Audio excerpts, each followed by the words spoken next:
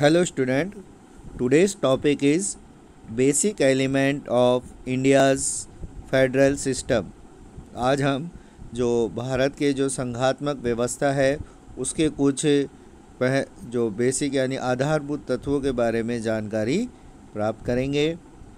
The first basic element of federal Indian system is clear division of government power.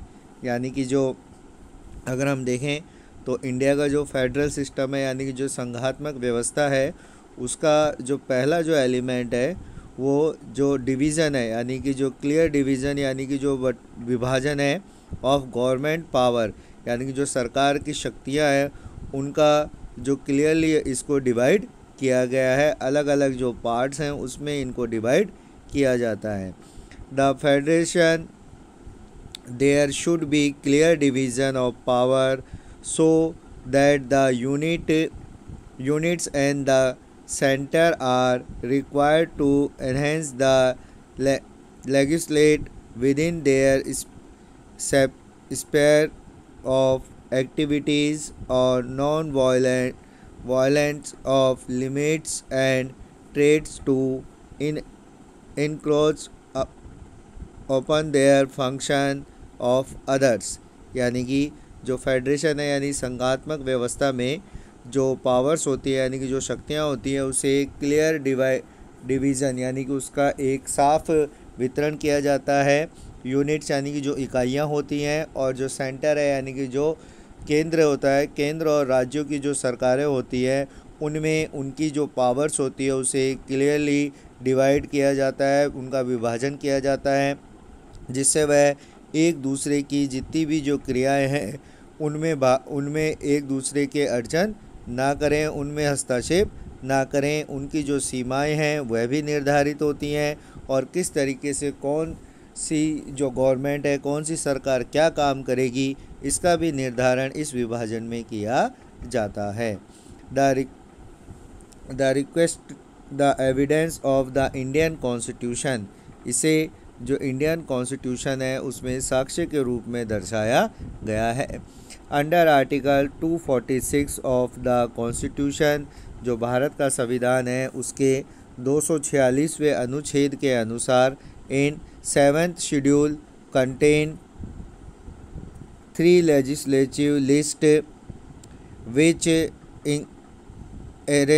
Arrange subject of administration with union state and concurrent legislative list. यानी कि जो भारत का संविधान है उसके 246वें अनुच्छेद के अनुसार इसका वर्णन जो सातवीं अनुसूची में किया गया है कि जो भारत है, भारत में जो पावर्स होती है यानी कि जितनी भी जो एडमिनिस्ट्रेशन के जो सब्जेक्ट हैं उनको 3 लिस्ट यानी कि 3 सूचियों में डिवाइड किया गया है। यूनियन यानी कि केंद्र सूची, स्टेट यानी कि राज्य सूची और कॉन्करेंट यानी कि समवर्ती सूची, इन 3 सूचियों में उसे डिवाइड किया गया है। जिसमें जो यूनियन लिस्ट है उसके अंदर 97 सब्जेक्ट होते हैं।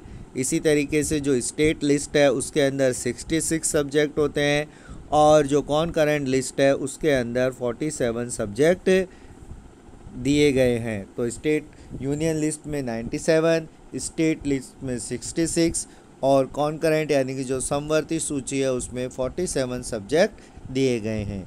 जो यूनियन गवर्नमेंट होती है वो मोस्टली जो एग्जीक्यूटिव पावर्स होती है legislate on the subject maintain in the union list. जो यूनियन लिस्ट यानी कि जो संघ सूची के जितने भी विषय हैं उन पर जो उनकी जो पावर का जो यूज़ है वो यूनियन गवर्नमेंट यानी कि जो केंद्र सरकार है, केंद्र में जो सरकार होती है वो उनकी पावर का यूज़ करती है। जैसा कि हमने ऊपर देखा जो यूनियन लिस्ट है उसमें 97 सब्जेक्ट आते हैं। तो इन 97 सब्जेक्ट पर जो लॉ मेकिंग का काम है वो यूनियन गवर्नमेंट यानी कि केंद्र सरकार के द्वारा किया जाता है। The state government have full authority to legislate on the subject of the state list under normal circumstances. यानी कि जो स्टेट गवर्नमेंट है यानी कि जो राज्य सरकारें हैं उन्हें पूरी अथॉरिटी मतलब पूरी उन्हें जो ये अधिकार होता है कि वो जो स्टेट लिस्ट के जितने भी सब्जेक्ट हैं, यानी कि जो स्टेट लिस्ट में जो 66 सब्जेक्ट हैं, उन पर वह अपने कानून बना सकती है, उन पर वह अपनी इच्छा के अनुसार कानूनों का निर्माण कर सकती है।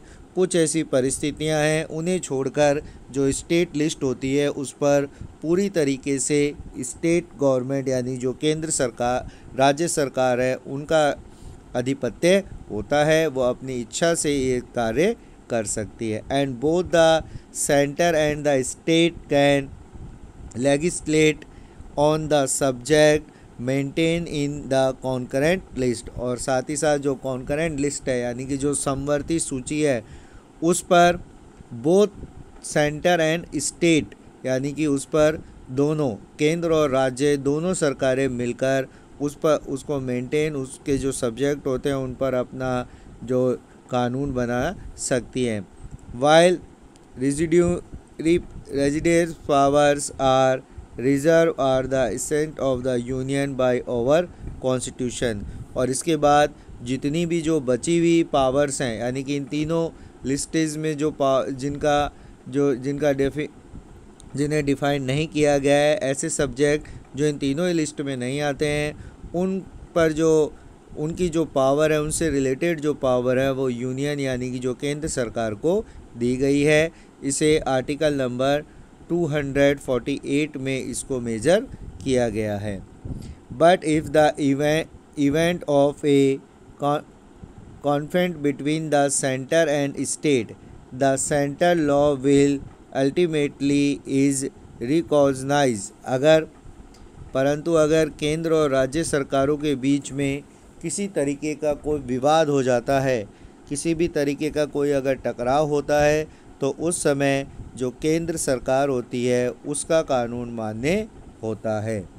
Due to strong position of centre, India is called the indescribable union of descriptive state. यानी कि भारत में अगर हम देखें तो भारत में हम पाएंगे कि जो केंद्र सरकार है वो ज़्यादा शक्तिशाली होती है कंपेयर टू स्टेट गवर्नमेंट, यानी कि जो यूनियन गवर्नमेंट है वो ज़्यादा पावरफुल है स्टेट गवर्नमेंट से।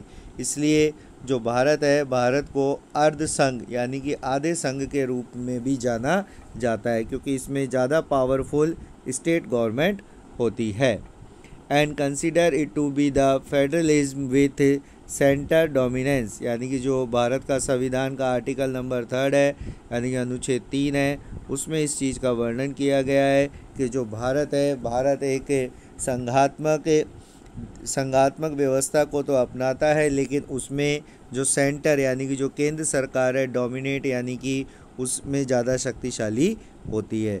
तो हमने जो पहला एलिमेंट पढ़ा, जो हमारे जो basic element of Indian federal system में है, उसमें हमने पहला एलिमेंट पढ़ा clear division of government powers. तो इंडिया में हम देखते हैं जो गवर्नमेंट की पावर को क्लियरली डिवाइड किया गया है। इस डिवाइजेशन के लिए कॉन्स्टिट्यूशन में 3 अलग अलग तरीके की लिस्ट बनाई गई है, यूनियन लिस्ट, स्टेट लिस्ट और कॉन्करेंट लिस्ट।